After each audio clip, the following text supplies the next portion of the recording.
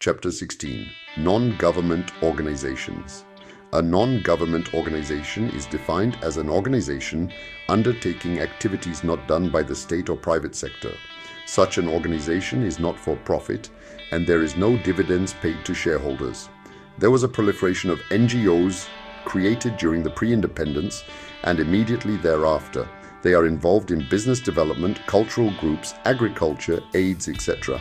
They include international organizations such as the Red Cross or local chapters of internationally accepted bodies such as the Namibian Society for Human Rights, NSHR. Local NGOs can work at gender issues such as the Women's Action for Development, WAD, or animal rights such as the SPCA. They also include a variety of welfare organizations such as the Blood Transfusion Service or industry interests such as the NCCI or ICT Alliance.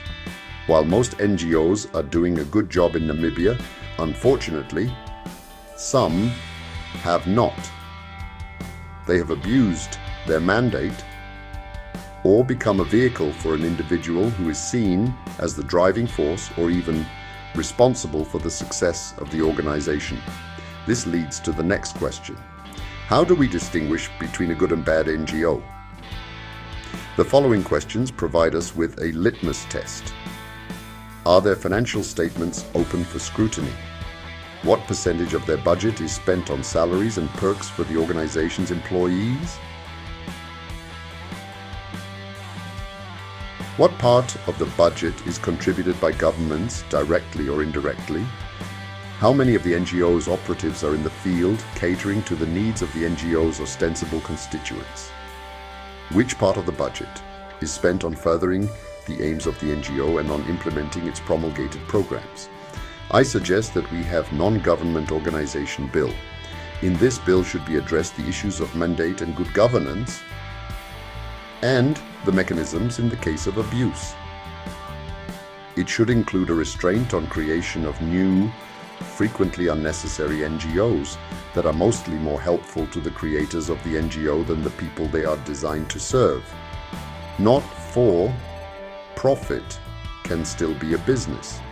There are different types of social entrepreneurs, grassroots activists mobilizing for social change, relief workers, grant makers, and even corporate teams who work on social responsibility issues. The value of their work, however, is often undermined because of poor leadership and organization, which leaves them struggling to cope with changes driven by technology and increasing social complexity. In a changing world, social entrepreneurship is essential for the future sustainability of NGOs and non-profit companies.